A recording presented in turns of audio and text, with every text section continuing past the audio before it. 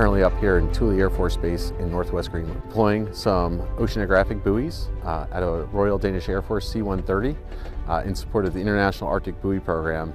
That's a collaboration with the Office of Naval Research.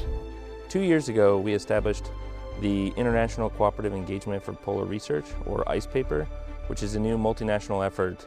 And out of those discussions, we had a meeting with the Danish military in May of 2017. And so out of those discussions, the new Danish Arctic Command was very gracious in providing us some support and opportunities to deploy these buoys for the first time ever out of not only Greenland with Danish Air Force assets, but also only the second time over the North Pole. So Thule gives us a unique area to base our operation out of. One, it's got a great logistical support network with the United States Air Force. It also has an excellent cooperation with the Danish government that operates the base up here. That'll basically allow us to use this as a launching point to get into the high Arctic. So these buoys that we're deploying are airborne seasonal ice beacons. We'll push them out of the airplane.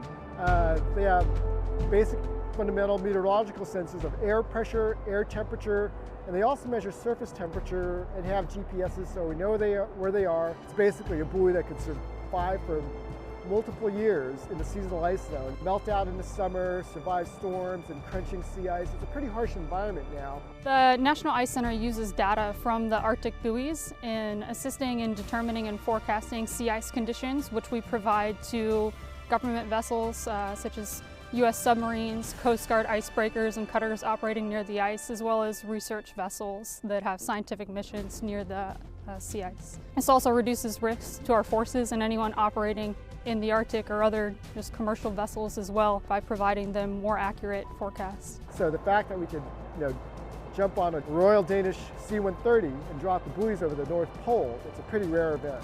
Deploying these buoys in this part of the Arctic Ocean is going to be a benefit to all the countries that are involved in gaining a data source in an area that has very few observations currently. So that's going to improve both meteorology and oceanography models. For this effort in particular with these buoy deployments, this is a perfect example that under this framework for ICEPAPER, we're able to have a US, Canadian, and Danish joint effort together to achieve this through both the buoy drops and the deployment, and then of course the data, particularly from the National Ice Center and the Office of Naval Research, is then available for all sorts of ships and other vessels that are deploying into the Arctic so that safety at sea, navigational ability can be supported by this data.